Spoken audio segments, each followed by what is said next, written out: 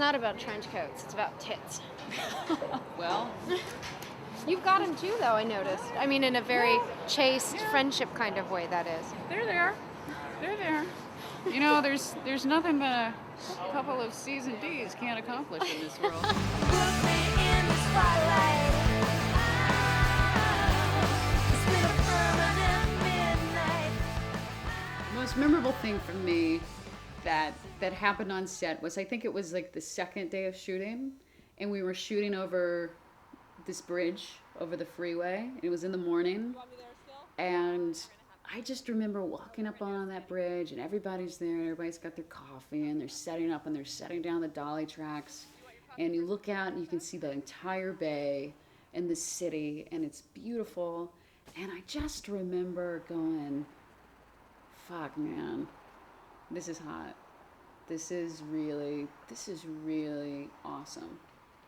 Like, I'll always remember that moment. Everything's better when you're around. I originally got involved with this project. I was recommended by Jill Bennett, who plays Casey, my girlfriend. She recommended me to the directors. The directors contacted me and sent me a script. And I actually didn't think I would make a great Lola. So I read for Jen, Lola's ex, which I think is actually a really fun character. Jessica Graham ended up playing her. Wow, check her out. Oh, I don't really think you want to mess with her. Why? Did you do her too while we were together? You know, I didn't even get involved with Casey until after you moved out. Yeah. And it's not like you were still sleeping with me anyway. Yeah, like you noticed. Love you. You are being such a bitch. Oh, well, how's the weather up there? Partly bitchy with a chance of whatever.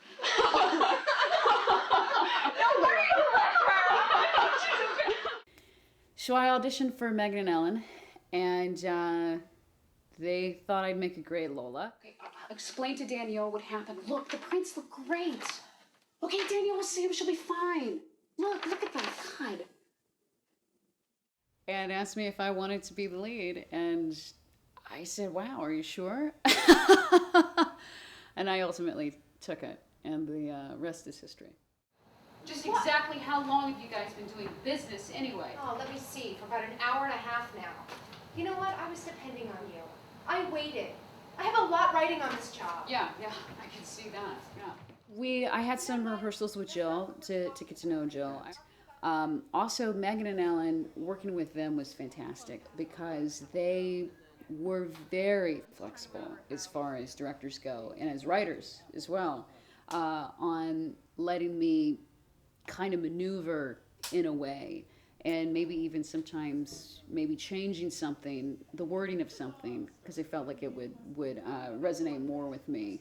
And with the improv, they were fantastic. They just totally let me run wild with that.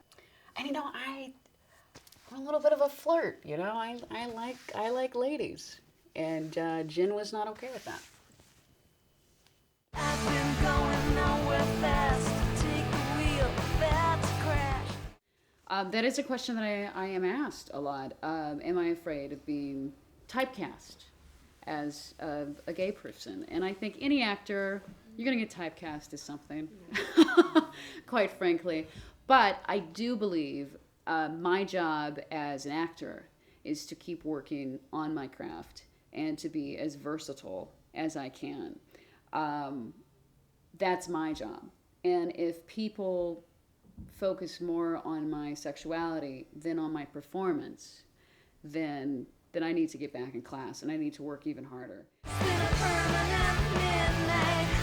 Permanent midnight. You know, this story was challenging in the fact that it plays with time and that it repeats itself 3 times. With very similar scenes, locations, characters. So for me as an actor, the challenge was how do you make, because you still want to have, even though it's repeating itself, a clear arc to the character. Otherwise it's just going to be flat and repetitious. So, you know, I just really buckled down with the old-fashioned script analysis and writing down, you know, weeks before we came to shoot, like, all right, what's this scene about? How have the stakes changed during this part of the movie? What was my moment before? What was my immediate moment before? What was my moment before that? And you track all the way back. And you have to remember, okay, the urgency has changed. It's different now. And now it was just constantly going back to the script and constantly talking with Megan and Ellen, and being on the same page with that. Put me in the spotlight. So when you make films, the unexpected always happens, and you have to improvise around obstacles. And one day we were shooting, and the Blue Angels, which are these fighter planes, were practicing for Fleet Week or whatever the fuck it's called. I mean, I couldn't get a hold of you. Where were you? Casey, I mean, I tried everything. My car. Jen was like with the prince. Wait.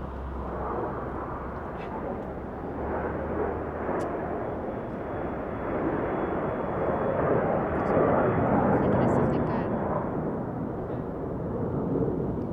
Wait. And they were just flying around, and the sound man's like, what the? And stop and go, and a scene that should have taken an hour to shoot now it's like 6 hours later.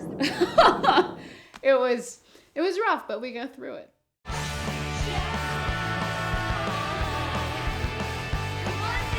It was a very physically demanding role, which I kind of was really looking forward to the challenge, because aside from being an actor, I'm also a former athlete. I love sports and I love exercising, and I've always done extreme sports, from surfing to cycling to.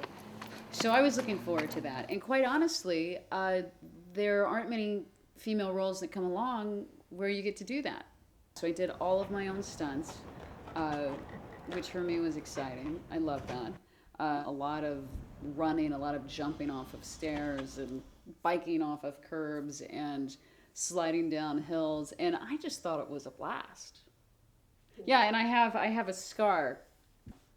That little scar. That's my Lola scar. It'll be with me for the rest of my life. I got that. I fell off of a bike. I fell off of a bike on a turn and took a tumble. It was my only one.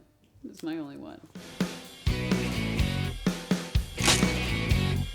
I love it. I mean, it's my dream to be a cartoon and have my own action figure one day. So, no, but it was great, and I think Jet Atwood did such a fantastic job, and yeah, it was a trip. It was a trip seeing myself as a cartoon, definitely, because I feel like a cartoon in real life. So.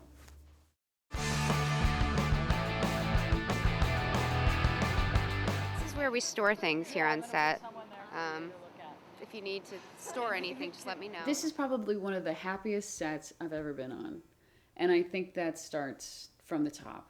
I think that starts with your directors, and Megan and Ellen did a great job with that. And they're down a little further, and then she's here, and on top of her. But I'm not quite comfortable enough with that one to do that. Oh. Making sure that the actors were comfortable, everybody was comfortable. It was really a great experience, and there was really no ego involved, I think, on anyone's end. Like, even all the actors got along immensely. It was just a really light family atmosphere. It's like a Lola family. It's hard work, isn't it, Ashleigh? It's terrible. It's a movie about your biceps and my boobs. B&B, there we go. B&B. You want me to do the gas? I'm doing my best. I'm doing exactly what Kyle told me to do, and I'm really listening. You do the clutch, I'll do the gas. You have to do this. You have to go like that. And so many of cast and crew that I'm so close to this day. Everything's better when you're around. I've been going nowhere fast. Take the wheel, that's a crash. Everything's better when you're around. And it was an amazing experience too, because the majority of, well, both directors are female. The majority of the cast are all women. and it was produced by women, and it was written by women, and we had some guy crew members, which were great, but the majority of the atmosphere was they were all girls, and that was something really for me empowering, because you don't come across that much in television and in film. Free my world, free my mind, free the life I hope to find. Jessica Graham is great, and Jessica, she's an old pro, and she comes from the theater, and she gets those things like rhythm and connection, and also she does not shy away, and I love that. She's one of those actors who will just like zing, send you a zinger, and you have to kind of rise to the occasion and kind of send her one back. So I really loved working with Jessica. Sorry, just don't. Hey, Lola, isn't 2 pages pretty soon? Because I just have 1. Got it. We got it. Okay, everybody hold. So it's my fault that you have no libido? Well, Great. That's great. That's sweetheart, really great. it takes Thank two you. to tango. It takes 2 to tango, and all I'm saying is there isn't much sexual energy happening right now. That's all I'm saying. I just can't get it up.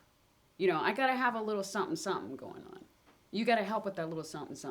You just want me to get it up and do all the work, and you just lay there and a thing. Fine, it's not a foul shot. It's not a foul shot. It's just me showing up to the line. Foul shot. Yeah, What yeah. is- You are we gotta. gonna- God. What? It's true. It's true. You want me to do all the work. It's been a permanent midnight. So funny. You guys having fun? We're making sexy time. Yes. Speaking of sex. I had never, ever done one before. And so I didn't quite know what to expect, but when you look at love scenes, I try to just approach it that it's just another part of the story. It's just another part of this character's story, and part of communicating, that these 2 people deserve to be together. It's kind of just a scene in a way. It's another physical scene. You still have intentions, there's still emotion that's going on. And as far as, it's very similar to like a fight choreography or a dance choreography. There's moves that, it's really not as scary as you would think when you break it down. Okay, Jill, you can flip her anytime you want. Okay.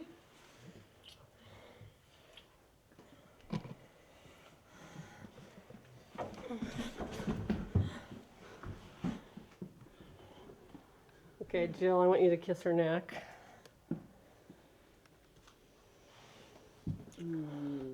Okay, run your hand down her chest. It's amazing when you see it all cut together, and it's this sexy, hot scene, and there's a lot of passion behind it, and it's when you're shooting it, it's quite frankly, it's anything but that.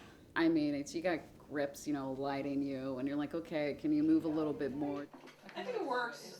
Yeah, that's good. Am I in A little shadow, more. or am I? You won't. You're a little bit in shadow. We want a little bit of shadow. Okay. We're doing fall off between dark and light. It's got to be moody. It's not some big brightly thing. You're good. She's got eyelid. But I think as much ash as you can be, Further against the wall. your body rotated a little bit more this way when you come in. I mean, though, just from where you are, just a little bit. Like this. Yeah. Oh, okay. Yeah. Does that work, Ellen, or is that too much? Down further? It's just her light on her face Okay. is pretty minimal. Oh, here. okay. So that's what I'm saying. I'll show you your position. Come on. Come down. I think, yeah, I guess you're losing your light there. So So your slide light down, is just actually slump down here. about So I think, there. yeah, if you can come in And and a as little much as farther you're- away from the wall. It's always Well, I feel it pretty good, like right there. here. Yeah. Okay. And then look at her like that, and then she can move into you again. That's good. That's much better. Yeah. There we go. Yeah. There's your face. That'll help with your light. So then you have this amazing finished product, and you just have to laugh at the end because it's nothing. It's nothing like that when you're shooting it. In there, maybe just a few like soft kisses. Yeah, and like and some touches face, and face.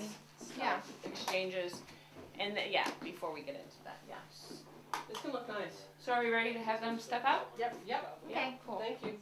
Love scenes, love scenes are very interesting because, like I said before, there's still a story there you want to tell. There's still an aspect of the story that needs to be told in that scene. Because after all, even though it's a love scene, it still is a scene.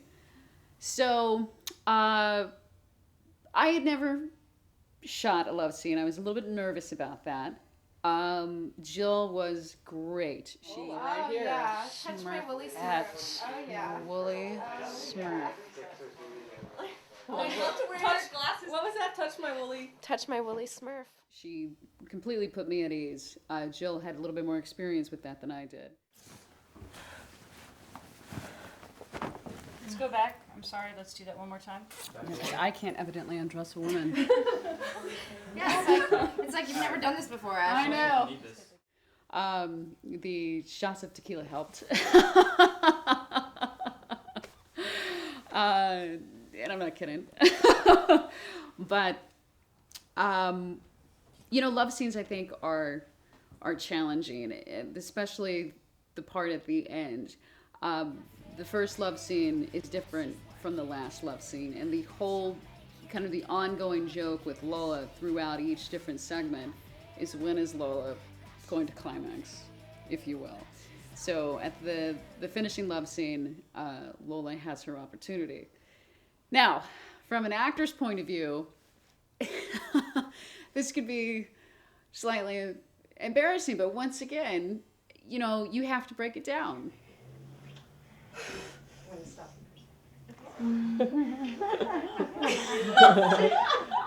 Hold her right there. How's that? That's good. That's fun. Okay. All right. Okay. As an actor, you have to get specific with it because a climax has a beginning, a middle, and an end. And, you have to convey that believably. But, usually, you have to do it believably in like 5 seconds for the sake of the movie. And so after a few takes, I was able to get it, but it's not something it's not something I act out every day. When that scene comes up, I gotta say, I kind of scoot down in my chair a little bit. It's weird seeing yourself in a love scene with like a few hundred more people. I mean, let's face it, it's not the most natural thing in the world. I mean, there's a little bit of a exhibitionist quality about it that I'm just, quite frankly, I'm not the most comfortable with. But, that's what the movies are about, in a way. So you do what you gotta do. You do what you gotta do. But it was, my girlfriend was sitting beside me during this, sort of nudging me a little bit. And I'm like, wow, baby, what do you want? There it is. There it is. Let's go. All right. I have to grab all my stuff first. Looking for you, looking for me, looking for